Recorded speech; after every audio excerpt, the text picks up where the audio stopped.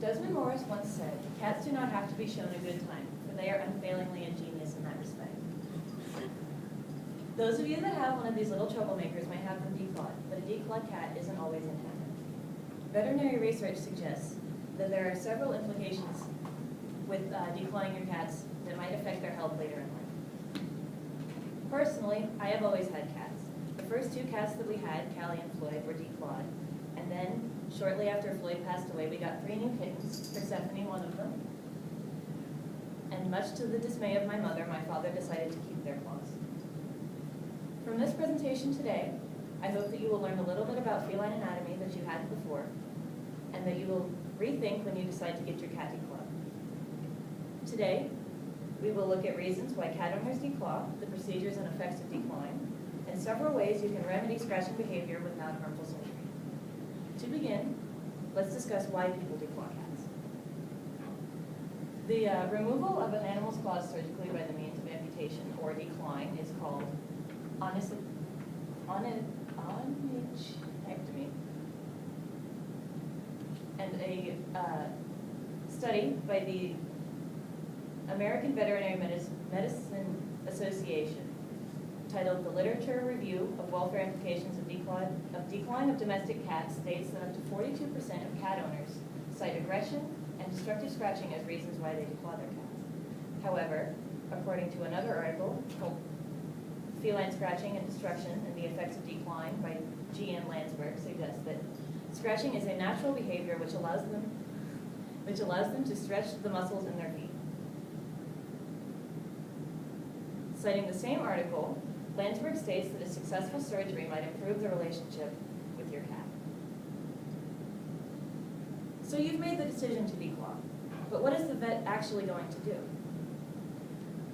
According to the same literature review, there are 3 procedures for declawing: laser, scalpel, and nail trimmer. Laser removal has the best results in terms of pain, meaning that it feels faster and is less painful for the animal, while scalpel and nail trimmer prove more painful following the operation and have more complications.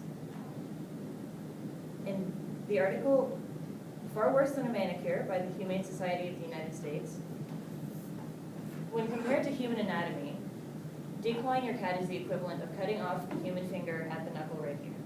So you can imagine not having your knuckles, how that would hurt a little bit.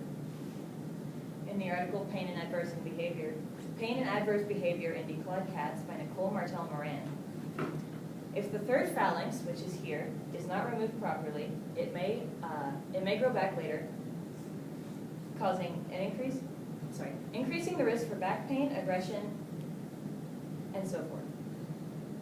In a personal interview with my father, I discussed the reasons that he had decided not to declaw our 3 kittens.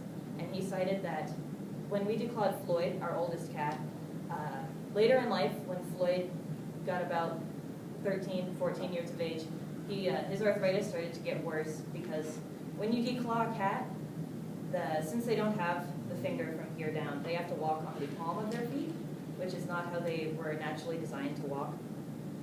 So the difference in the weight causes back pain, furthering the spread of arthritis.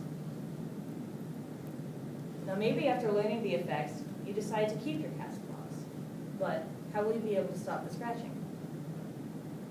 Personally, with my 3 cats, we find that nail trimming and scratching posts are the best way to combat that.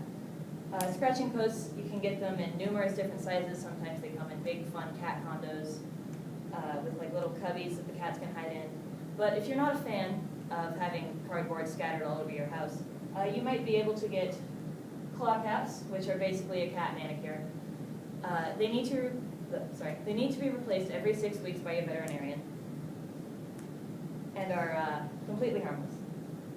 If you are experienced, as in you have proper training and experience with cats, you may be able to trim their claws yourself, but this is not recommended unless you are experienced. Your vet typically will be able to do that if you take them in for shots.